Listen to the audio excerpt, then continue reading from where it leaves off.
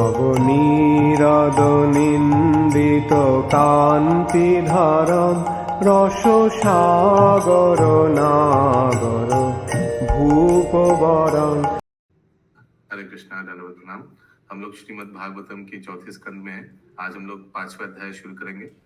5वें अध्याय में आज हम लोग श्लोक संख्या 1 से 10 तक करेंगे। श्रीमद् भागवतम 4.5.1 to 10। 1 नंबर श्लोक। मैत्रेय उवाच। सब दोहराइए। मैत्रेय उवाच भावो भवन्या निधनां प्रजापते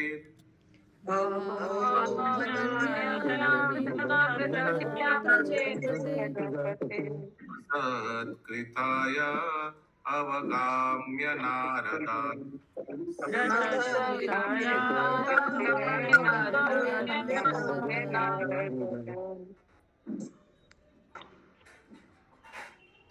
पार्षदा सैन्यं च तदध्वार भूभिः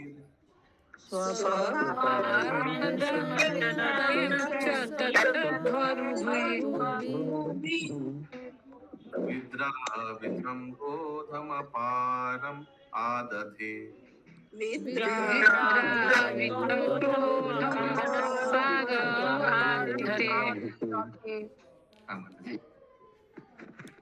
मैत्रेय ने कहा, जब शिव ने नारद से सुना कि उनकी पत्नी सती प्रजापति दक्ष द्वारा किए गए अपमान के कारण मर चुकी है और ऋभुओं द्वारा उनके सैनिक खदेड़ दिए गए हैं, तो अत्यधिक क्रोधित हुए। शिवजी ने समझ लिया था कि दक्ष की सबसे छोटी पुत्री होने के कारण सती ही शिव के कार्य की शुद्धता का प्रमाण प्रस्तुत कर सकती है और दक्ष तथा उनके बीच की भ्रांति मनोमालिन्य को दूर कर सकती है। किंतु इस तरह का समझौता नहीं हो पाया। उल्टे जब बिना बुलाई ही सती अपने पिता के घर पहुंची तो उनके प्रति सम्मान प्रदर्शित न करके उनके पिता ने उनका जानबूझकर अपमान किया। सती स्वयं ही अपने पिता दक्ष का वध कर सकती थी, क्योंकि वे साक्षात भौतिक शक्ति है और उनमें इस ब्रह्मांड के अंदर मारने तथा उत्पन्न करने की अपार शक्ति है। ब्रह्म सहित आई डोंट नो, पहला जो सेंटेंस है परपोर्ट का था आपको देखा कि क्या है, शिवजी क्या जान चुके हिंदी में? शिवजी ने समझ लिया था कि दक्ष की सबसे छोटी पुत्री होने के कारण सती ही शिव के कार्य की शुद्धता का प्रमाण प्रस्तुत कर सकती है। यानी दोनों में समझौता कर सकता है दक्ष और शिवजी का। छोटी पुत्री है तो बहुत पिताजी को प्यारा होगा। हालांकि शिवजी तो बहुत आगे वार्निंग भी दिया था, ऐसा नहीं होगा। I don't know, so I think it is थोड़ा परस्पर विरोध लग रहा है। But such a compromise was not attained, and Sati was deliberately insulted by her father. I think Shivji ने हिंट दिया था कि गड़बड़ होने वाला है, लेकिन यहाँ से तो लग रहा है शिवजी ने हिंट दिया, शिवजी को लगा कि ठीक होने वाला है। मिटिगेट इंग्लिश में लिखा है, मिटिगेट माने मिटिगेट द अंडरस्टैंडिंग, माने इसको समझौता। एनीवेज आगे। ब्रह्म संहिता में उनकी शक्ति का वर्णन इस प्रकार हुआ है, वे अनेक ब्रह्मांडों का सृजन एवं संहार करने में सक्षम है, किंतु इतनी शक्तिमान है। कौन सा सेंटेंस में दिया हुआ है ब्रह्म संहिता? सेंटेंस साधन शक्ति रेखा सेंटेंस वो उस श्लोक में कौन सा, वो जो आप श्लोक बताए उसमें कौन सा पार्ट ये पार्ट से मैचिंग है? क्या मैं प्रश्न समझा पा रहा हूँ? यही वाला लाइन होगा प्रभु जी, सृष्टि स्थिति प्रलय साधन शक्ति रेखा। एक सेकंड देखते हैं। Brahma Samhita, her strength is described. Her strength, her माने यहाँ सती का स्ट्रेंथ बोला जा रहा है ना, शिवजी का नहीं। छाये वयस्त भुवनानि बिभर्ति Durga. In Brahma Samhita, her strength is described. She is capable of creating and dissolving many universe. She is capable. Durga वही तो होगा, छाये हुए यस्य भुवनानि बिभर्ति। यही होगा प्रभु जी, छाये हुए यस्य मतलब सब, छाये हुए भुवनानि मतलब ब्रह्मांड। या आगे। किंतु इतनी शक्तिमान होते हुए भी वे पूर्ण पुरुषोत्तम भगवान कृष्ण के आदेश के अनुसार ही उनकी छाया की भांति कार्य करती हैं। सती के लिए अपने पिता को दंडित करना कठिन न था, लेकिन तो उन्होंने तो सती इतना पावरफुल है, फिर भी सती किनके गाइडेंस में काम करती है, यानी दुर्गा देवी किनके गाइडेंस में काम करती है? कृष्ण के हाँ, सृष्टि। हाँ, दुर्गा देवी का भी एक श्लोक है ना, और ब्रह्म संहिता में, इच्छानुरूपम अपि यस्य च चेष्टते श। नेक्स्ट लाइन है प्रभु जी उसी इस का। लाइन इच्छानुरूपम अपि यस्य, हाँ, तो उनका माने भगवान की इच्छा से ही सब करती है दुर्गा देवी, जो भी करती है। या, आगे माता जी। सती के लिए अपने पिता को दंडित करना कठिन न था, लेकिन उन्होंने सोचा कि पुत्री होने के नाते अपने पिता का वध करना उचित नहीं है। इस तरह उन्होंने अपने शरीर को ही त्याग देने का निश्चय किया, जो उसके शरीर से उन्हें प्राप्त हुआ था, और दक्ष ने उन्हें रोका तक नहीं। फिर से मैंने जो लास्ट दिन बताया था फिर से बता रहा हूँ, उन्होंने त्याग किया क्योंकि ये एक भौतिक जीवात्मा को त्याग करना जैसा नहीं है। ये she is an spiritual personality, उनको तुरंत शरीर मिल जाएगा। तो ये अंडरस्टैंडिंग हमेशा रहना चाहिए हम लोगों को। आगे। जब सती ने अपना शरीर त्याग दिया तो नारद ने इसकी जानकारी शिव जी को दी। नारद सदा ऐसी महत्वपूर्ण सूचनाएं ले जाते हैं। जब शिव ने सुना कि उनकी साध्वी पत्नी मर चुकी है, तो वे स्वाभाविक रूप से अत्यंत क्रुद्ध हुए। उन्हें यह भी पता चला। तो ये सब जो हो रहा है शिव जी को भी मालूम है, शिव जी पार्वती का इटर्नल हस्बैंड है, इटर्नल हमेशा है, रहेगा, ऐसा नहीं कि चला गया तो चला। लेकिन यहाँ एक लीला हो रहा है भगवान का, और लीला में इन लोग सब आया है एज ड्रामा आर्टिस्ट, उसी लिए शिव जी गुस्सा दिखा रहा है। अभी दक्ष के साथ देखिए क्या करेगा, एक्सेट्रा एक्सेट्रा। हरे कृष्ण प्रभु। तो लौकिक दृष्टि से जो सती ने किया, अपने पिता का वध नहीं करके अपना शरीर त्याग दिया, तो इसको यही ना कहा जाएगा कि पिता को सम्मान देते हुए उन्होंने इस लौकिक शरीर को त्याग दिया। यस, पिता को सम्मान दिया, ठीक है। फिर दूसरा, लौकिक दृष्टि से मत देखिए इसको, फिर लोग बोलेगा फिर हम लोग को भी त्याग देना चाहिए कुछ भी गड़बड़ होगा तो। उसीलिए मैं बार बार बता रहा हूँ, ये चीज को लौकिक दृष्टि से मत देखिए, क्योंकि व्यक्ति अलौकिक है। आगे। जब शिव ने सुना कि उनकी साध्वी पत्नी मर चुकी है, तो वे स्वाभाविक रूप से अत्यंत क्रुद्ध हुए। उन्हें यह भी पता चला कि भृगु मुनि ने यजुर्वेद मंत्रों के पाठ द्वारा ऋभुओं को उत्पन्न किया है, और इन देवताओं ने उनके उन समस्त पार्षदों को खदेड़ दिया है जो एक स्थल में उपस्थित थे। अतः उन्होंने इस अपमान का बदला लेना चाहा और निश्चय किया कि दक्ष का वध कर दिया जाए, क्योंकि वही सती की मृत्यु का कारण था। तो ये भी ठीक नहीं किया, क्योंकि शिव जी के अनुगामी वो भी पूजनीय है। शिव जी पूजनीय है तो उनका जो अनुगामी होगा वो भी पूजनीय है, तो उनका भी ऐसा नहीं करना चाहिए था।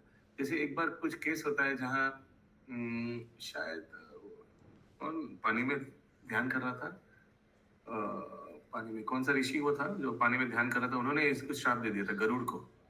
गरुड़ सौरवी मुनि, शौबरी मुनि। तो शौबरी मुनि ने ये मछली खा रहा था गरुड़ जी आकर, तो शौबरी मुनि ने इनको श्राप दे दिया, गरुड़ जी। तो गरुड़ जी को श्राप देना ठीक है क्या? एकदम ठीक नहीं। कोई बोल सकता है गरुड़ जी देखिए मछली खा रहा है, नॉनवेज खा रहा है। अरे वो भगवान का वाहन है, वो कुछ भी कर सकता है। और उनका शरीर अभी गिद्ध जैसा है, गिद्ध ही ना, गिद्ध तो है ना वो। तो एनीवेज, तो वो भी ठीक नहीं है। तो ऐसे देखिए इनका अनुगामी को सब हत्या कर दिया। कौन? भृगुमुनि मंत्र से, है ना, तो वो भी ठीक नहीं किया। आगे नेक्स्ट श्लोक का होगा।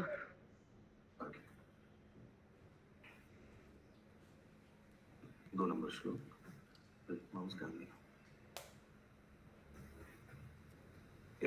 क्रुद्ध शुदस्तौष्ठ उत सधुर्जति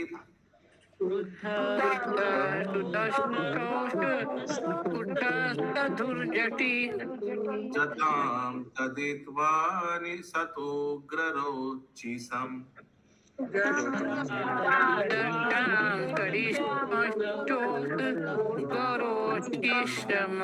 उत्कृत्य रुद्र सहसोत्थितो हसाम्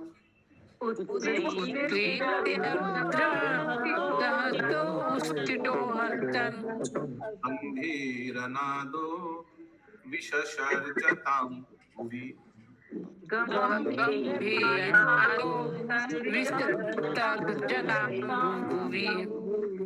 हाँ, मैं बहुत भक्त लोग को देख रहा हूँ जो दूसरा दिन नहीं आया वो आज आया भागवतम श्रवण करने।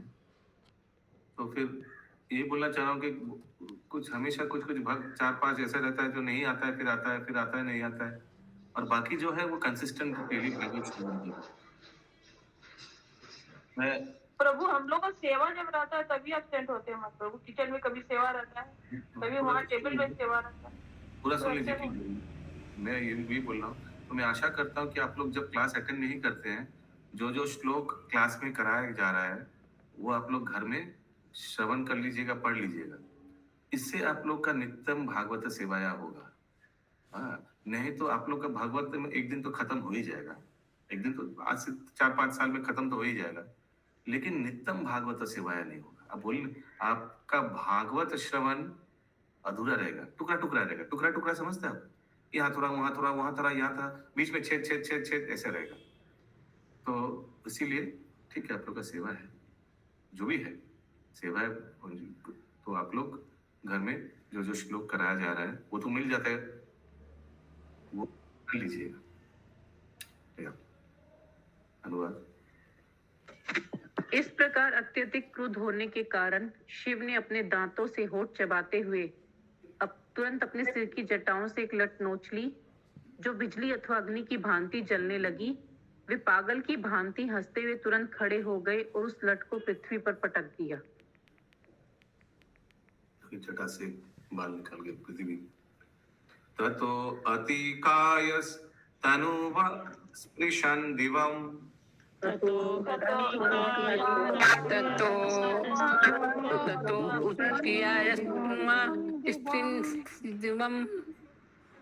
सहस्रबाहुर्घनरूप त्रिसूर्यदृक्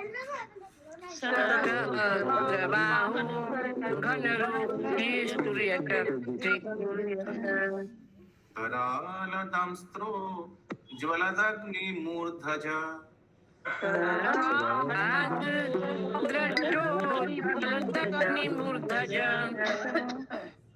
कपालमाली विविधो धतायुधा।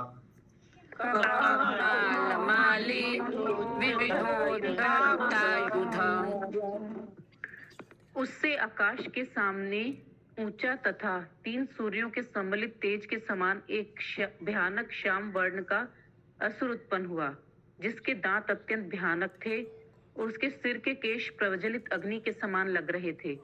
उसके हजारों भुजाएं थीं, जो अस्त्र शस्त्रों से लैस थी, और उसने नरमुंडों की माला पहन रखी थी। ठीक है, ऐसे एक राक्षस वो जटा से निकला। मैंने जटा मैंने जो बाल फेंक दिया था वहां से जमीन पे, जो गिर गया, फेंक दिया था शिव जी ने। तम किम करोमीति गृणन्तम आह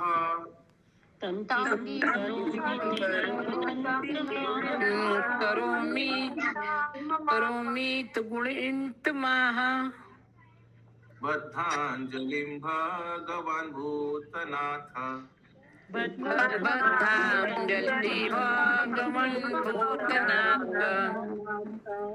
दक्षं सच यज्ञं जहिमद्भतानां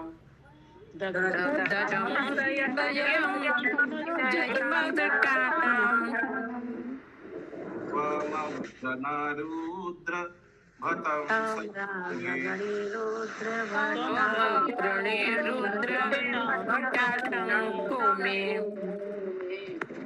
उस महाकाय असुर ने जब हाथ जोड़कर पूछा, हे नाथ, मैं क्या करूं? भूतनाथ रूप शिव ने प्रत्यक्षतः आदेश दिया, तुम मेरे शरीर से उत्पन्न होने के कारण मेरे समस्त पार्षदों के प्रमुख हुए, अतः यज्ञ स्थल पर जाकर दक्ष को उसके सैनिकों सहित मार डालो। प्रभु जी, जटा से तो भैरव उत्पन्न हुए थे ना? और भी कोई हो सकता है क्या? हो सकता है ना? नहीं, इसमें लिख रहा है भूतनाथ, तब पूछ रहे हैं। नहीं, भूतनाथ शिव जी को बोला गया, भूतों के नाथ। ठीक है, हो सकता है, आई डोंट नो, हाँ। असुर का नाम नहीं दिया, हो सकता है भैरव भी होगा, आई डोंट नो। आगे तात्पर्य। यहाँ से ब्रह्म तेज तथा शिव तेज में स्पर्धा प्रारंभ होती है। भृगु मुनि ने ब्रह्म तेज से ऋभु देवताओं को उत्पन्न किया था, जिन्होंने यज्ञ स्थल से शिव के सैनिकों को खदेड़ दिया था।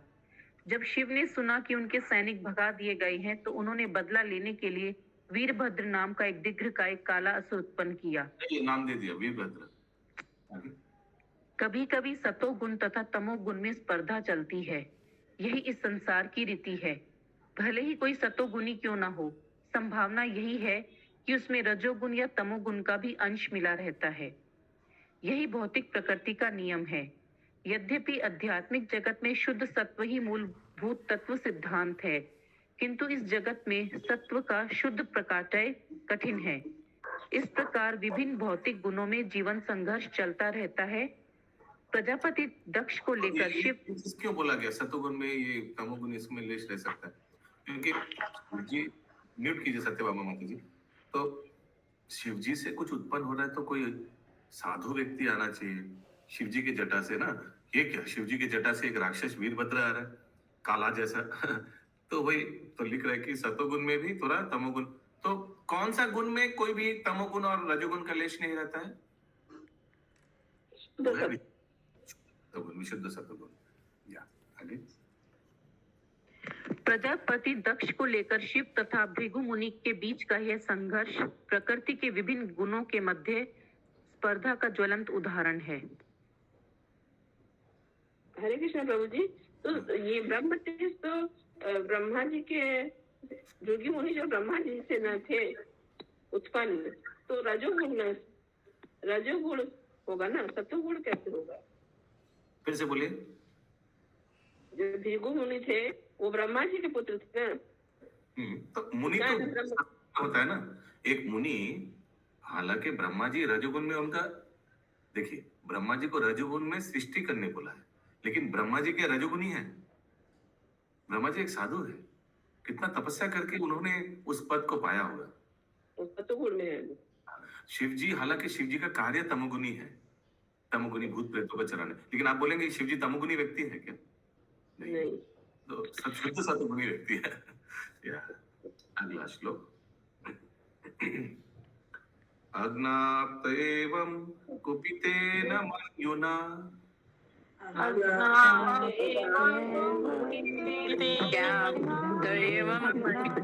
मन्युना सदेव देवं परिचक्रमे विभुम्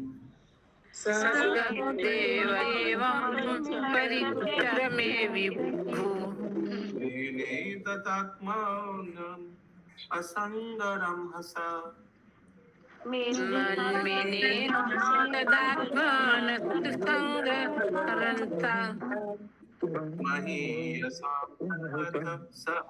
सहिष्णुम्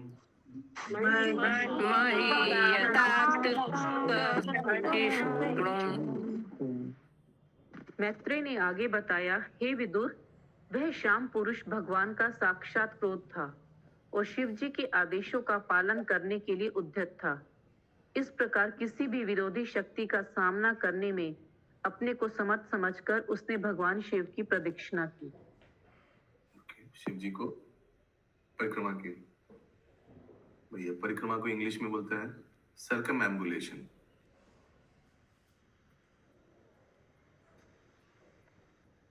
अन्वीयमान तुरुद्र पार्षदे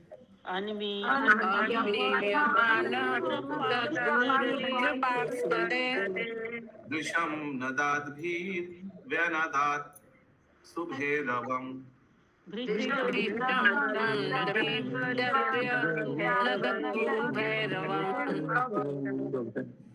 उदम्यशूलं जगदन्तकान्तकम्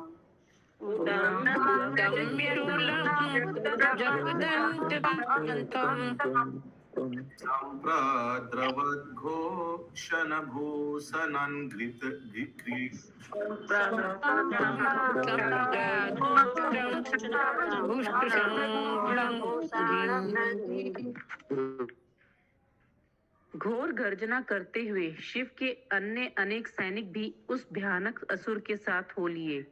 वह एक विशाल त्रिशूल लिए हुआ था जो इतना भयानक था कि मृत्यु का भी वध करने में समर्थ था, और उसके पांवों में कड़े थे जो गर्जना करते प्रतीत हो रहे थे। Many other soldiers of Lord Shiva followed the fierce personality in a tumultuous uproar. He carried a great trident, fearful enough to kill even death, and on his legs he wore bangles which seemed to roar. ऐसे वीरभद्र जा रहे हैं, ठीक है? अथर अथर अथारत विजो यजमान सदस्य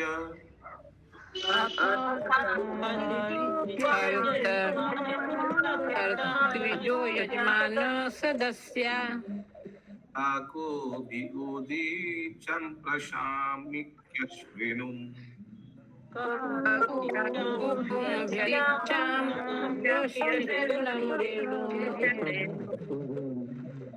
तमा किमेतत् कुत एतत् रजो अभूत्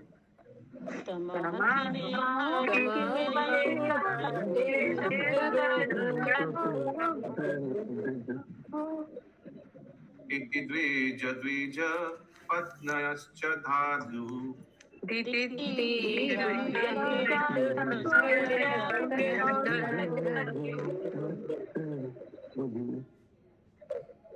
उस समय यज्ञ स्थल में एकत्रित सभी लोग, पुरोहित, प्रमुख यजमान, ब्राह्मण तथा उनकी पत्नियां आश्चर्य करने लगे कि यह अंधकार कहां से आ रहा है। बाद में उनकी समझ में आया कि यह धूल भरी आंधी थी और वे सभी अत्यंत व्याकुल हो गए थे। बतानवन्ति न हि सन्ति दश्यवा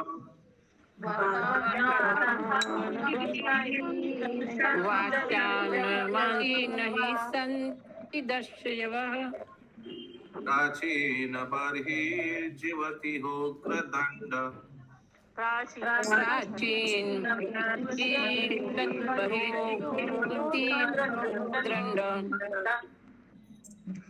गावो न कल्यांत इदं कुतो रजो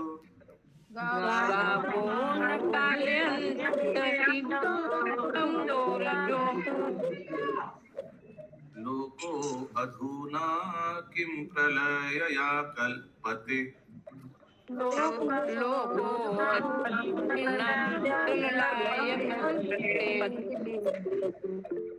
आंधी के स्रोत के संबंध में अनुमान लगाते हुए उन्होंने कहा, ना तो तेज हवाएं चल रही हैं और ना गोएं ही जा रही हैं।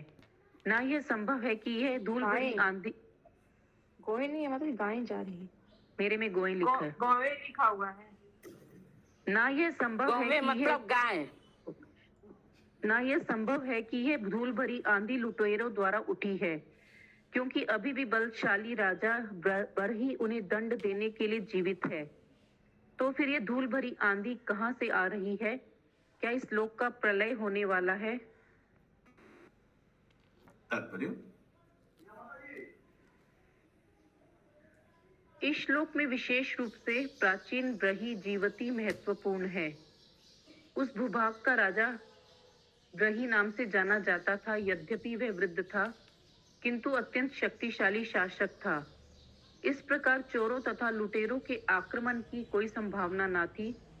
अप्रत्यक्ष रूप से यहाँ यह कहा गया है कि जब शासक शक्तिशाली नहीं होता, तभी राज्य में चोर, लुटेरे, अवांछित लोग उचक्के रहते हैं। जब न्याय के नाम पर चोरों को छूट दे दी जाती है, तो ऐसे लुटेरों तथा अवांछित लोगों से राज्य में अशांति फैलती है। शिवजी के सैनिकों तथा अनुचरों से उठी हुई धूली प्रलयकालीन दृश्य उपस्थित कर रही थी। जब इस सृष्टि का संहार होना होता है, तो यह कार्य शिव ही संपन्न करते हैं। अतः उनके द्वारा उत्पन्न स्थिति दृश्य जगत के प्रलय काल की सी थी। ओके, प्रलय में ऐसे होगा, ठीक है। कौन कौन देखना चाहते हैं? नहीं प्रभु, हम लोग तो हरि नाम करके चले जाएंगे, तब तक आगे चले जाएंगे। यस माता जी। प्रभु प्रलय भी देखना चाहते हैं कैसी होती है। वाह, वेरी नाइस। कुछ कुछ सुनामी का वीडियोस है, ऑनलाइन देख लीजिएगा। बंगाल की खाड़ी बॉर्डर में चले जाइए। ओके, 9 नंबर श्लोक। प्रसूति मिष्ट स्त्रिय उद्विग्न चित्त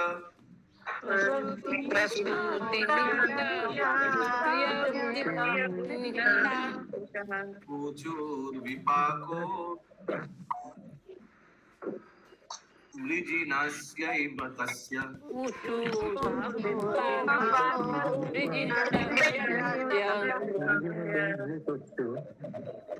यत्पश्यतैनां प्राण प्रजेश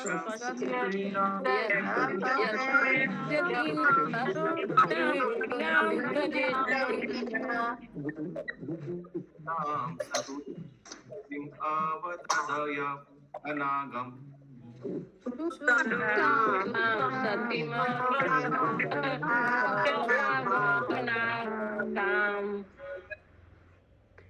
दक्ष की पत्नी प्रसूति एवं वहां पर एकत्र अन्य स्त्रियों ने अत्यंत आकुल होकर कहा, यह संकट दक्ष के कारण सती की मृत्यु से उत्पन्न है, क्योंकि निर्दोष सती ने अपनी बहनों के देखते देखते अपना शरीर त्याग दिया है। तात्पर्य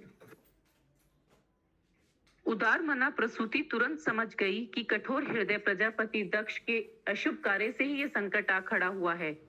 वह इतना क्रूर था कि अपनी सबसे छोटी पुत्री को उसकी बहनों के समक्ष आत्महत्या करते हुए भी रोक नहीं सका। सती की मां ही समझ सकती थी कि अपने पिता द्वारा अपमानित होने से सती को कितना कष्ट हुआ होगा। सती अन्य सभी बेटियों के साथ ही उपस्थित थी और दक्ष ने जानबूझकर उसे छोड़कर अन्य सभी का भली भांति सत्कार किया था, क्योंकि वह शिव की पत्नी जो ठहरी। इस विचार से दक्ष की पत्नी को आसन संकट का विश्वास हो चुका था और उसे ज्ञात था कि दक्ष को अपने इस जघन्य कार्य के लिए मरने के लिए तैयार रहना चाहिए। एकदम मनोदरी जैसा लग रहा है। अरे उनको भी थोड़ा पता था ना कि कुछ होने वाला है। आज का अंतिम श्लोक 10 नंबर। यस्ताव अंतकाले युक्त जात कालपा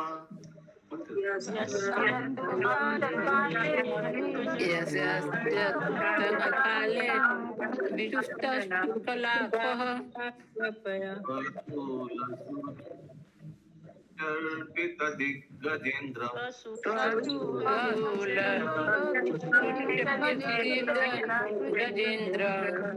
वितास्य नृत्याति उदितास्त्रदोर्ध्वजा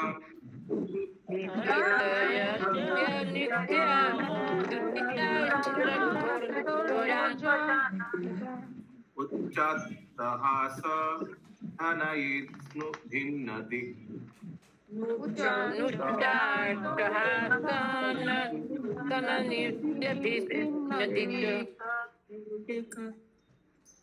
प्रलय के समय शिव के बाल बिखर जाते हैं और वे अपने त्रिशूल से विभिन्न दिशाओं के शासकों दिक्पतियों को भेद लेते हैं। वे गर्वपूर्वक अट्टहास करते हुए तांडव नृत्य करते हैं और दिक्पतियों की भुजाओं को पताकाओं के समान बिखेर देते हैं। जिस प्रकार मेघों की गर्जना से समस्त लोकों में बादल छितरा जाते हैं। प्रसूति को अपने दामाद शिव की शक्ति का आभास था, अतः प्रलय काल में वे जो कुछ करते हैं उसका वह वर्णन कर रही है। इससे संकेत मिलता है कि शिव की शक्ति इतनी अपार है कि उनके समक्ष दक्ष की कोई तुलना नहीं है। प्रलय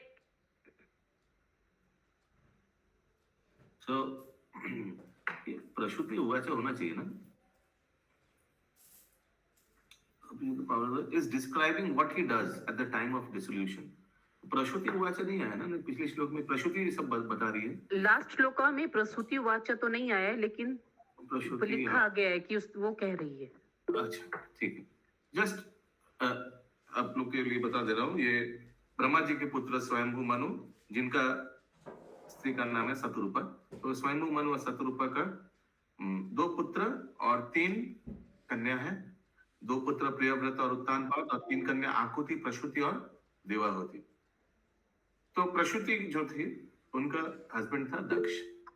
तो वो दक्ष को ऐसा लग, सॉरी प्रसूति को ऐसे लग रहा है। यस माता जी, प्रीति में नंद प्रिय माता जी। हरे कृष्ण प्रभु जी। प्रसूति ये बोल नहीं रही है प्रभु जी, ये वो आभास कर रही है, वो मन मन में सोच रही है सारा चीज, वो बोल नहीं रही थी किसी से।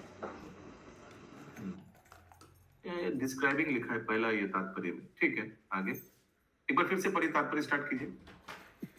प्रसूति को अपने दामाद शिव की शक्ति का आभास था, अतः प्रलय काल में वो जो कुछ करते हैं उसका वह वर्णन कर रही है। इससे संकेत मिलता है कि शिव की शक्ति इतनी अपार है कि उनके समक्ष दक्ष की कोई तुलना नहीं है। प्रलय के समय शिव जी अपने हाथ में त्रिशूल लेकर दिक्पालों के ऊपर नृत्य करते हैं और उनकी जटाएं उसी प्रकार बिखर जाती हैं जिस प्रकार बादल चारों ओर बिखर कर अखंड वृष्टि करते हैं। इसको तांडव नृत्य बोलता ना, कुछ तांडव नृत्य शिव जी का। हाँ प्रभु जी, तांडव नृत्य। प्रलय की अंतिम अवस्था में सभी लोग जलमग्न हो जाते हैं और वह जल अपप्लावन शिव के नृत्य के कारण होता है। यह नृत्य प्रलय नृत्य कहलाता है। प्रसूति की समझ में आ रहा था कि आने वाला संकट दक्ष द्वारा अपनी पुत्री के निरादर से ही नहीं, वरन शिव की प्रतिष्ठा एवं सम्मान की उपेक्षा करने से उत्पन्न हुआ है। हरे कृष्ण। ग्रंथराज श्रीमद् भागवतम की जय। जय जय।